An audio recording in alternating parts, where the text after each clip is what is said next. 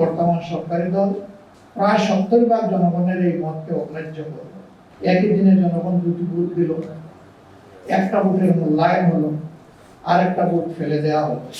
অথচ দুইটার কোনোটাই অগুরুত্বপূর্ণ নয়। বহু ত্যাগ প্রতীক্ষার পর 24শে জুলাই গণ অভ্যুত্থানের পর মানুষ বড় আশায় বুক বেঁধেছিল যে এতগুলা মানুষের ত্যাগ এবং জীবনের বিনিময়ে আমরা একটা পরিবর্তন পেয়েছি। এখন বাংলাদেশ আগামীতে সঠিক পথে পরিচালিত হবে। ইতিমধ্যেই এবছরের 12 ফেব্রুয়ারি সাধারণ নির্বাচন এবং সংস্কার পরিষদের সংস্কারের জন্য গণভোট অনুষ্ঠিত হয়েছে। একই দিনে জনগণ দুটি ভোট দিল, একটা ভোটের মূল্যায়ন হলো, আর একটা ভোট ফেলে দেওয়া হলো। অথচ দুইটার কোনোটাই অগুরুত্বপূর্ণ নয়, বরঞ্চ শাসনের যে ধারা অতীতের শাসকদেরকে ফেসিবাদী করে তুলেছিল, এবার জনগণ চেয়েছিল সেই ধারার পরিবর্তন হোক।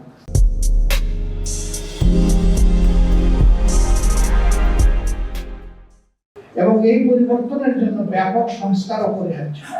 দীর্ঘদিন জাতীয় ঐক্যমত্য পরিষদে দেশের সকল গুরুত্বপূর্ণ দল একত্রিত হয়ে 31টি দল মাসের পর মাস ডায়ালগের পরে যে চার্টার তৈরি হলো, তার উপরেই গণভোট অনুষ্ঠিত হলো।